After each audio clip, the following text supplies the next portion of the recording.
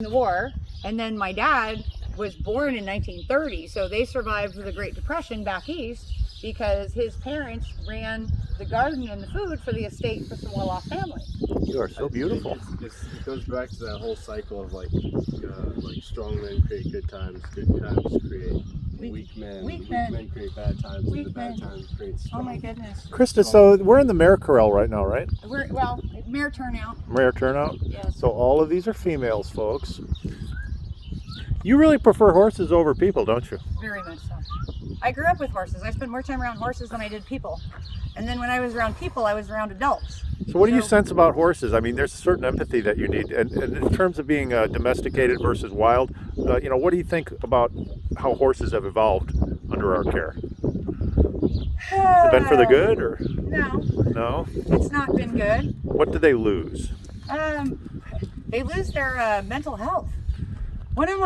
This is crazy. One of my latest, most groundbreaking epiphanies is a horse's program to travel from food to water at least 15 to 20 miles a day each way. So they graze in a star pattern around their watering hole. If they can't do that, they don't survive. So in the wild, they would never have an occasion to eat food in one pile standing still. No. They're designed by nature to very walk important. while they are eating. Well, you put them in domestic, what do our horses do? They stand and they eat one pile of food. So you're already starting out the gate, breaking their natural cycle. I actually have my ladies take horses out for walks and teach them to eat while they're walking. They're not allowed to stop moving their feet in order to move their jaw. So did horses get post-traumatic stress in nature? No. So why do we get that kind of condition in people and in animals today in society? Because we put ourselves in a protected environment, and we're not afraid of the things that we should be. I mean, for horses, when they come in for training or come in to be handled, they're so traumatized by what they've been through. It's my job first to make sure they're comfortable in this environment and they're comfortable with us before you even try to get them to do anything for you. And what happens to an animal in nature when they're suffering from a post-traumatic stress condition? They don't survive. Okay. Nature, they shake it off in the wild. If something scares them, they look up, they see the danger. It's actually scientifically proven that a Mustang horse's flight line is 400 some yards. Because if they ran any further than that and they ran every time they got scared, they wouldn't sustain enough food weight. Okay. So a thoroughbred or a quarter horse is called a quarter horse because we bred that to go a quarter mile. A thoroughbred racehorse will run a mile or more before they realize they're not in danger. So if you put a bunch of thoroughbreds out in the range and something came and chased them, they would run over a mile every time they got scared. I see. They wouldn't live very long. No. They're not designed for it. So in terms of other animals that we've domesticated, dogs, cats, how would you put horses in terms of the scale of the way that they're designed or They are the bred? one animal in nature that is perfectly designed to work with us. They're the only animal that's biomechanically built for us to sit on and for our leg to go. And when you get into riding and proper movement of the horse, there's, like we were talking about earlier, what size horse would be appropriate for you. I've had dressage ladies come out and do measurements on their leg to the horse's rib cage to proportions. Because a lot of the horses I ride for my ladies are smaller. Okay. So I've got long legs and I've learned how to ride these smaller horses. When in reality, physically, I should be matched to like a 16-hand horse. So this is one of the few species that's actually perfectly designed for human use. Yeah. And do you need a saddle, or can they be ridden bareback? You don't need a saddle or a bridle if you train them properly. Okay. Not at all. They just need to have a desire to help you and do what you want to do. Dave's brown thoroughbred, he's funny. We call him the dog because he's not a very smart horse in terms of reasoning ability, but he's spot on. If you need to do something or get a job done, he will figure out how to help you do it. I think we need more of our board of supervisors coming to these arenas and learning how to interact with the animals. And the animals are pretty smart, aren't they? They can look at you and tell what's on your mind. Well, and this is the first time you've gotten to see me in my element. So. Yes, I agree, and it's been a rewarding experience. You're doing God's work here. That we don't credit just because they don't speak to us, and so a lot of it goes unrecognized. Well, I became a terrible commercial trainer when I started giving my ladies a hard time when they would say, well, I wanted to ride at 2 o'clock on Tuesday, and I'd go, well, did you schedule that with your horse? It's not a rental car that you go pick up at 2 o'clock to go drive around with your friends. It's an animal. All right. So we put them in a stall and we throw hay at them, and they don't get enough movement, they don't get enough mental stimulation, and then people can maybe ride for 2 hours on Saturday once a week.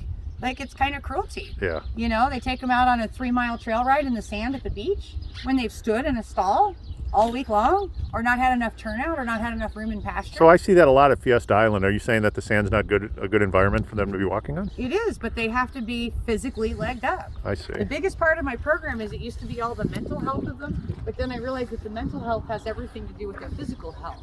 And so if the horse can't horse properly, you start with physical therapy.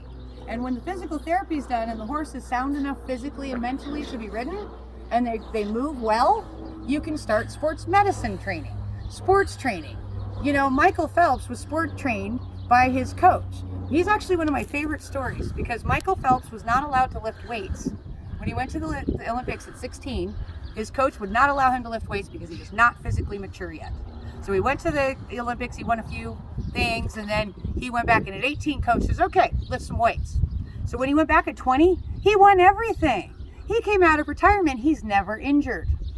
That is my advocacy for horses. If their muscles don't work right, or they're malformed and they don't move properly, why are we getting on them and riding them? Right. Why are we poking them with spurs? Why are we getting bits? Why are we encouraging these elderly ladies to load their broken horse up in a trailer and go ride at the beach, opposing quads and motorcycles and people with loose dogs on the beach and drones flying around and bicycles? It's funny because I've done expos for so many years. That's a horse environment, okay? I feel safer riding around on the pavement at an expo than I do trailering to Pismo Beach and riding around with the general public. Okay. So, Too many things can go wrong. Too many things can go wrong, and I try to advocate my ladies. One of my favorites was they had a rough ride a few months ago, and they had to walk the horses home, and the horses' ground manners are worse than the riding manners. And I said, wow, I'm amazed it's taken that long, and you guys finally had to walk them home. And they were like, they felt bad that they had to get off. I said, no, that was the smart thing to do. Get off the horse and walk them home. So the horses got upset. So then I was doing my YouTube, and I was watching this video. This guy tells these great stories. He was telling a story about this couple that stopped in Santa Barbara at the waterfall, and they hiked around the back side. She slipped and fell and broke her ankle. So then he falls and he breaks his wrist. So now he can't carry her. So he leaves her there, and he totters off to go get help. Well, 2 days later, he doesn't ever come back. So these other people go and they decide to take pictures around the back side, and they happen to see a tuft of her red hair, and she's still alive, barely. So that's what saves her. And then the other guy's found 300 feet away dead. I tell that story to my ladies and I go, they weren't even riding horses. They were on foot. Wow. On a trail where people normally go. So just to put it in perspective, I mean, Anything can go wrong. anything can go wrong. And I grew up unsupervised out in the country riding horses in basically a rural area like this. And you learn, you know, don't poke the snake, you know, look for black widow webs. You know, you learn to evaluate the situation you're in. So the bottom line is you can't be too afraid to go out in life and live, but you have to be smart enough to live. And you're one of the most determined people I've ever met. So, excuse me as the horse decides he's going to get into It's the your shot. turn. Yeah, is your determination, I mean, this is the yin to your yang here, right? The things that you're currently dealing with this licensing. This is the whole point. Yeah. I said I would do anything to make my horse rescue and my property work so that I can continue to do this. Okay. And cannabis was it. And when I say I will do anything, that's why I am where I'm at. Can you speak a little bit about cannabis and horses? Has there been any kind of experience where horses have benefited from cannabis? I know that the state of mind when you work with them when you're under the influence is amazing. I mean, for the human, it puts you in the same time zone as the horse. Horses are in the moment. And especially if you get the right strain, you're in the moment with the horse. So you're able to think at the same level as them instead of the way we think as humans. I've also had severe situations with horses that have legitimate anxiety attacks that I have experimentally blown a little bit of it into their nose, and it has absolutely retrained their brain so they no longer have anxiety attacks. You can see a change in their physical body with 3 hits in the nose. Is that a regular dosing then that you have to apply? So the horse that I started it with, I did it each time I rode him twice a week, and it would last, I would notice it lasted the same about on the horses as it did about us, about 2 hours probably. So I did it each time I rode him. I did it right before I rode him, and I did it for about 3 months, and then I stopped needing it. And it's been 2-3 years almost, and I don't even need to do it anymore. How cool is that? It made it permanent. He would relax. His body would be tense and cranked up. You'd blow 3 hits in his nose, and you'd watch him. And then you take him over to get on him, and he would stay like that. And you'd get on him and ride him, and he wouldn't freak out. And you wouldn't know if he had the munchies or not because they're always eating. They always do. They're programmed to eat 22 hours. Speaking of eating, have you had any hemp-based diet experiments with your horses? Well, in the past, when we've had our provisional license operational and when we were abeyance, I had some older horses up in the pasture up top that had old injuries, some pretty severe.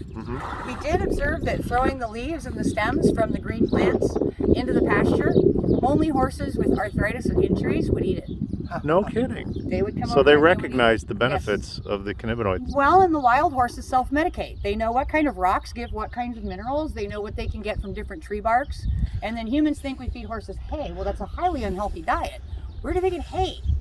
They get oats in the spring because it's oat hay, and that's in California. So their diet's going to vary anywhere that So they live. we really have to get to lobbying so that horses can buy from dispensaries. Yes.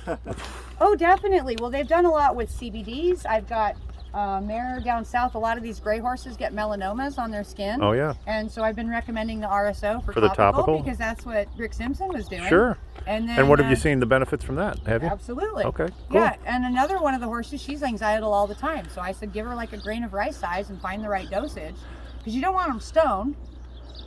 Well, you've definitely found your mission in life, and all the planets are aligning. So we're pulling for you, Krista. Thank you you. again for having us out to your farm. Thank you.